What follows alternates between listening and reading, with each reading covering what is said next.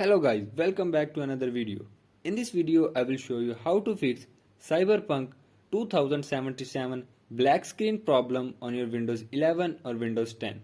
So to fix this issue, follow every step as I am showing in this video, and do not forget to subscribe this channel and also press the bell icon for the latest upcoming videos. Hope so this will fix your problem and help you a lot.